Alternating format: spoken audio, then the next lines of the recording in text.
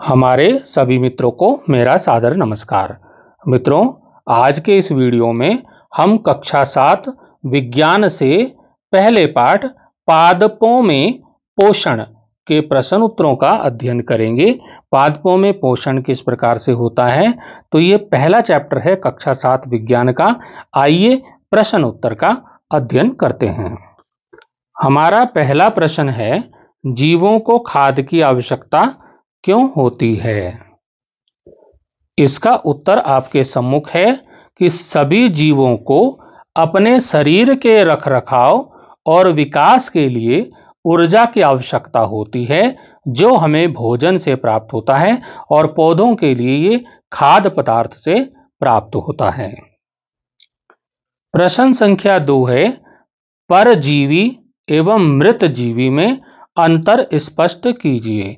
तो परजीवी क्या होता है? उत्तर देखिए, जो जीव अपना पोषण परपोषी पादप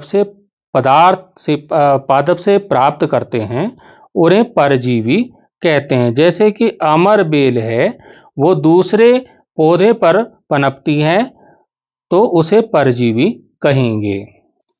मृत जीवी, जो जीव अपना पोषण मृत एवं अन्य अवगतिक पदार्थ से प्राप्त करते हैं उन्हें मृतजीवी कहते हैं, जैसे कि कवक। प्रश्न संख्या 3 है, आप पत्ती में मंड स्टार्च जिसको बोलते हैं अंग्रेजी में की उपस्थिति का परीक्षण कैसे करेंगे? उत्तर आपके सम्मुख है। हम पत्ती पर आयोडीन विलयन की कुछ बूंदें डालेंगे, जिससे उसका रंग नीला काला हो जाएगा। यह नीला काला रंग पत्ती में मंड स्टार्च की उपस्थिति को दर्शाता है। यदि आयोडीन विलयन पत्ती पर डाला जाए और पत्ती का रंग कैसा हो जाए? नीला काला हो जाए, तो समझो पत्ती में क्या है? मंड स्टार्च मौजूद है। प्रश्न संख्या 4 है, हरे पादपों में खाद्य संश्लेषण प्रक्रम का संक्षिप्त विवरण दीजिए। तो इसका उत्तर हो जाएगा, पादपों की पत्तियों की क्लोरोफिल युक्त कोशिकाएं सूर्य के प्रकाश की उपस्थिति में वायु से कार्बन डाइऑक्साइड एवं भूमि से जल लेकर कार्बोहाइड्रेट का संश्लेषण करती हैं। इसे प्रकाश संश्लेषण क्रिया कहते हैं। क्या कहते हैं? प्रकाश संश्लेषण क्रिया कहते हैं। अगला प्रश्न देखेंगे। प्रश्न संख्या 5 है, किसी प्रवाह चित्र की सहायता से दर्शाइए कि पादप भोजन के मूलभूत स्रोत हैं। तो सभी जीव भोजन के लिए सीधे या परोक्ष रूप से पौधों पर निर्भर करते हैं, जैसा कि नियम आपको आगे के चित्र में दिखाई दे रहा है। ये आपके पास चित्र है, आप यहां देखिए, ये है हरा पौधा और ये सूर्य से प्रकाश लेता है, वायुमंडल से वायु और भूमि से खनिज और जल लेकर के ये पौधा पनपता है। सौर ऊर्जा की उपस्थिति में ये भोजन बनाता है और प्रकाश संश्लेषण की क्रिया के बाद पत्तियों में क्या? मंड स्टार्च आता है। और प्राणी क्या करते हैं? प्राणियों के लिए वो भोजन होता है। प्राणियों को उससे कार्बोहाइड्रेट, प्रोटीन, वसा और तेल मिलता है पौधों से। तो ये चीजें प्राणियों को मिलती हैं। तो ये एक चित्र आप अपने कॉपी पे बना सकते हैं। अब आगे हम इसका एक उदाहरण आपको देते हैं। उदाहरण जो है कि पेड़ पौधे को खाया हिरन ने और हिरन को खाया शेर ने।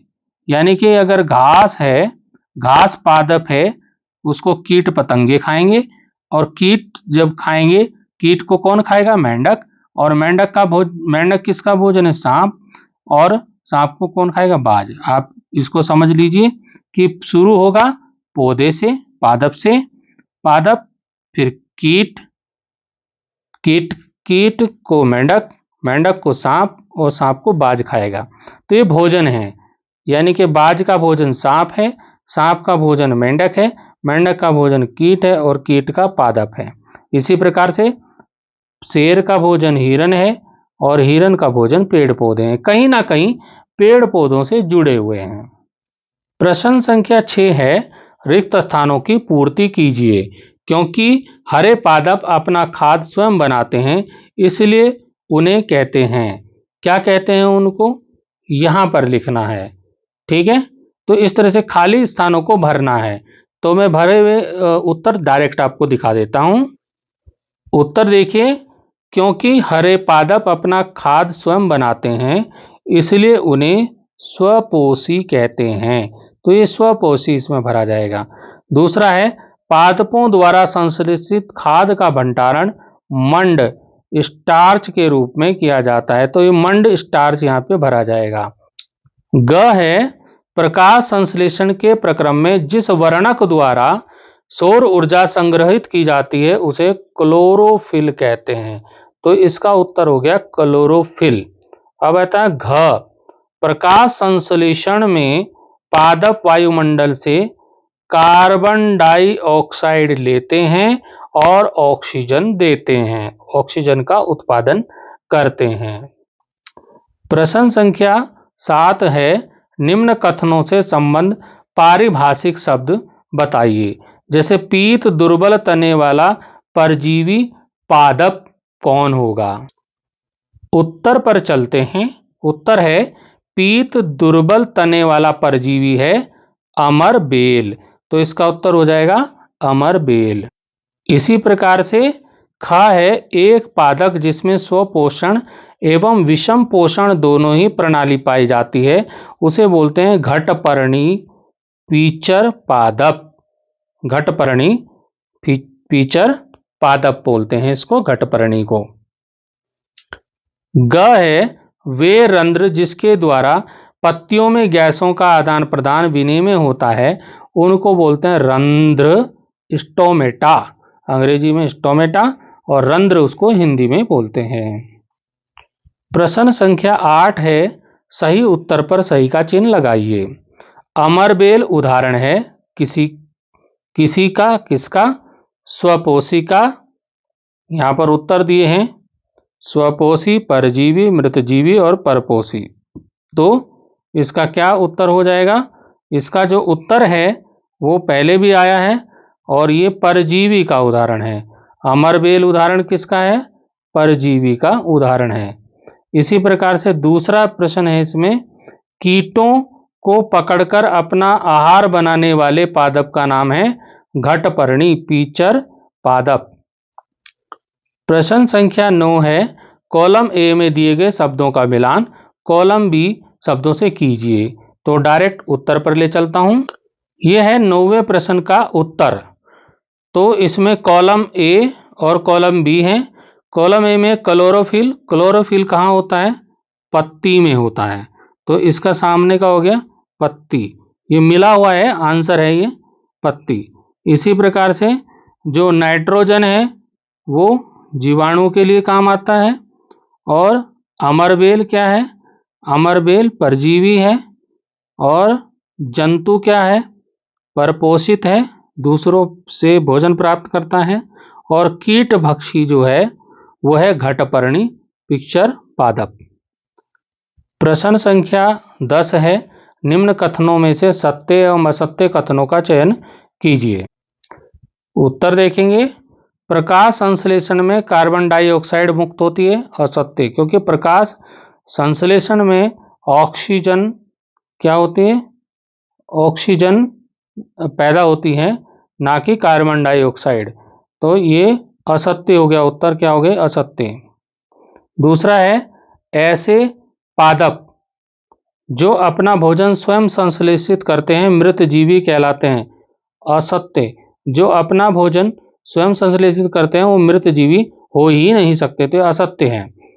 अब आता है अगला ग वाला, प्रकाश संश्लेषण का उत्पाद प्रोटीन नहीं है, सत्य। प्रकाश संश्लेषण में सौर ऊर्जा का रासायनिक ऊर्जा में रूपांतरण हो जाता है, ये भी सत्य है। प्रश्न संख्या 11 है, निम्नलिखित में से सही विकल्पों का चयन करना है। प्रश्न है पौधे का कौन सा भाग प्रकाश संश्लेषण के लिए हवा से कार्बन डाइऑक्साइड लेता है? जड़, रंध्र, पत्ती और बाह्य दल। तो ये रंध्र जो है इसका उत्तर हो जाएगा। प्रश्न संख्या 12 है निम्नलिखित में से कि सही विकल्प चुनें। पौधे वायुमंडल से कार्बन डाइऑक्साइड मुख्य रूप से किसके माध्यम से लेते हैं? तो पत्तियों के माध्यम से लेते हैं। तो इसका उत्तर हो जाएगा पत्तियां। तो मित्रों, इस प्रकार से हमने कक्षा 7 विज्ञान के प्रथम पाठ पादपों में पोषण के प्रश्न उत्तरों को देखा। आशा करता हूं ये वीडियो आपको समझ में आया होगा। फिर मिलेंगे अगले वीडियो में। अभी के लिए धन्यवाद।